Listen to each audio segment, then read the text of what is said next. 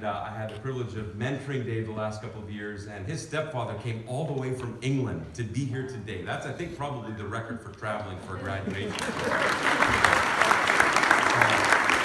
Come, Dave. Lord bless you as you share.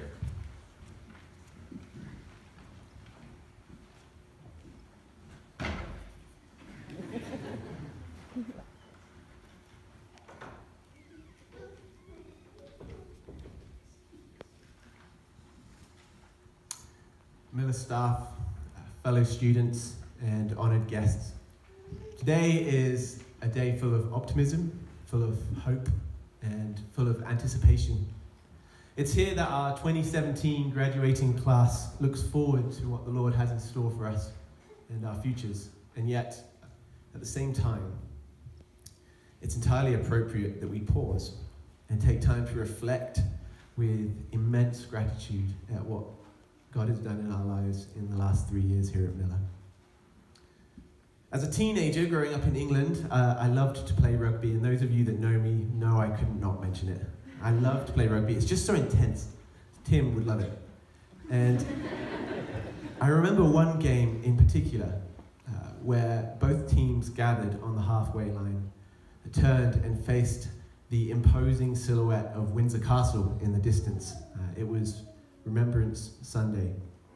Just before the game began, we stood in silence for 60 seconds, as many people do, but we had the special privilege of looking at the castle in the distance, remembering those who had fallen for our freedom, and thinking about those who had died to enable us to live the lives that we did.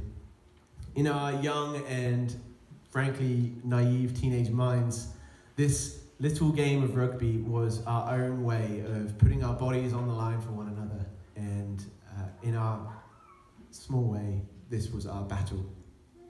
We had trained intensely for this. The coaches had poured their knowledge into us and instilled us with belief, and our parents, like my stepdad who is over there, you heard, cheered us on until their voices grew tired. We were prepared and we were ready to go. Days like this remind me of moments like that. I look to our friends and our families who have cheered us on relentlessly. Thank you. We thank you for that. Thank you for your support. Thank you for your prayers and for your care packages. Thank you for cheering us on relentlessly. Thank you for cheering us on from the sidelines, even when it gets tough and when your voices feel like they're growing tired. Thank you for the love that you've demonstrated in such abundance. Who we are and who we will be has so much to do with the foundations that you laid before us. So we thank you for that. I look to the staff at Millar, our wise and knowledgeable coaches. Thank you for the years of study, the countless hours of prayerful preparation, the lifetimes of integrity, and the joy that you have chosen to share with us.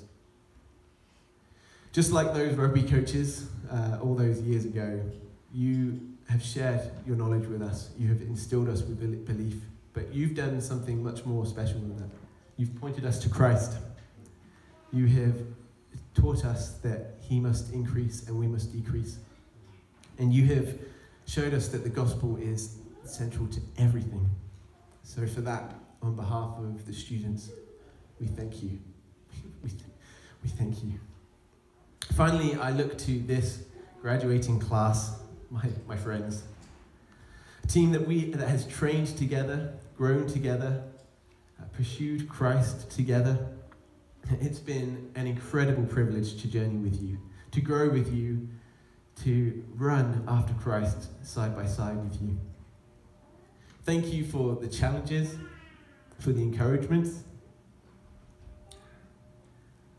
not just to me, but to the student body as a whole. Thank you for the examples that you've set. Thank you for your heartfelt friendships. Thank you for your passion for Jesus and for your desire to see others come to know him too. We have been trained, we have been equipped, and we have been prepared. Now, we take to the field to put that preparation to use. Only this isn't a game of rugby. This is a battle, and there are eternal consequences. So, I want to encourage you, never, ever, ever underestimate the significance of what you've been training to do for the last 3 years. Whether you move forward into secular careers or full-time vocational ministry, the Great Commission remains the same. People need to hear the gospel. Their lives depend on it. So be bold, be courageous, and above all, remember what we've been hearing for the last 24 hours. He must become greater, and we must become less. Thank you.